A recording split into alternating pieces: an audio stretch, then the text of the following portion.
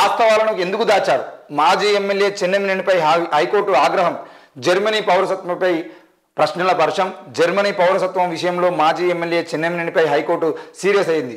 ఉద్దేశపూర్వకంగానే వాస్తవాలు దాచి కోర్టును తప్పుదోవ పట్టించారా అంటూ ఆగ్రహం వ్యక్తం చేసింది. అయితే చెన్నమనేని రమేష్కు సంబంధించిన విషయంలో ఆయన ఒక ఎమ్మెల్యేగా పోటీ చేస్తున్న క్రమంలో ఆయనకు జర్మనీ పౌరసత్వం ఉన్నప్పటికీ కూడా ఇది ఎట్లున్నదంటే తెలంగాణలో ఒక పథకం అమలు వస్తుంది అంటే తెలంగాణలో తీసుకొని ఆధార్ కార్డు కాపీ చేసుకొని మళ్ళీ ఆంధ్రాలో ఒక పథకం పనికొస్తుంది అంటే ఆంధ్రాకు పోయేటువంటి ప్రయత్నం వీళ్ళు చేస్తున్నారు.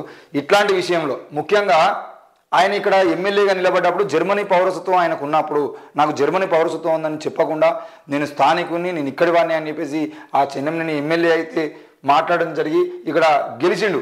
మరి గెలిచిన క్రమంలో వేములవాడ మాజీ ఎమ్మెల్యే చెన్నమనేని రమేష్ పౌరసత్వం వివాదం విషయంలో దాఖలైన కేసుపై విచారణ సందర్భంగా ఆయన తరపున న్యాయవాది హైకోర్టు బెంచ్ ప్రశ్నల వర్షం కురిపించింది. పౌరసత్వానికి సంబంధించి వాస్తవాలను చెప్పకుండా కోర్టును తప్పుదోవ పట్టించడంపై ఆగ్రహం వ్యక్తం చేసింది.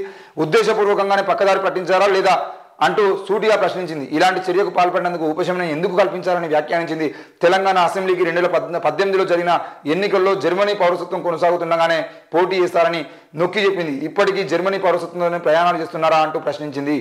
మరి అసహనం వ్యక్తం చేసిన బెంచ్ హైకోర్టు లేవనెత్తిన ప్రశ్నలకు సీనియర్ కౌన్సిల్ రవికిరణ్ బదులిస్తూ 2018 ఎన్నికల సమయానికి జర్మనీ పాస్పోర్ట్ మీదనే చెన్నమనేని రమేష్ ప్రయాణం చేశారని తెలిపారు. Overseas citizenship of India OCI కోసం 2019లో దరఖాస్తు చేశారని తెలిపారు. అదే సంవత్సరం సెప్టెంబర్లో ఓసీఐ కార్డు తీసుకునేటప్పటికీ జర్మనీ పౌరసత్వం కలిగి ఉన్నారని పేర్కొన్నారు.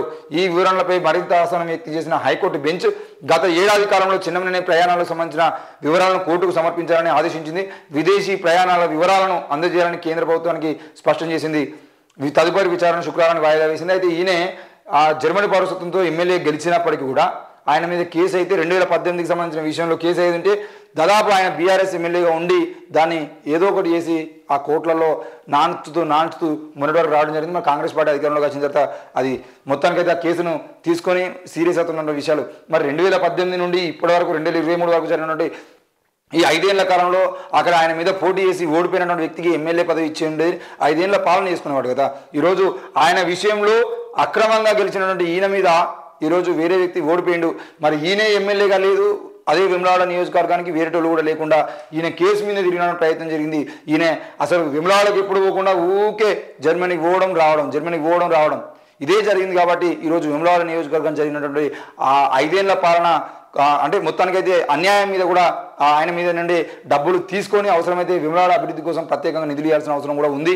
మరి చెన్నమనేని రమేష్ చేసినటువంటి ప్రయత్నంలో బీఆర్ఎస్ ప్రభుత్వం కూడా ఆయన జర్మనీ పౌరసత్వం ఉందని తెలిసినా కూడా ఆయన టికెట్ ఇచ్చి ఆయన గెలిపించుకొని మళ్ళీ ఆయన మీద కేసులు అయినప్పుడు ఆయనకు సపోర్ట్ చేసి ఆయన తీసుకుపోయి అవసరమైతే రాష్ట్ర మంత్రివర్గానికి సంబంధించిన విషయంలో వివిధ శాఖల్లో ఆయన ముందుగా పెట్టుకొని పనిచేసుకునే ప్రయత్నం కూడా చేశారు. మరి అన్నిటి మీద బీఆర్ఎస్ మీద కూడా నిర్ణయం తీసుకోవాలి.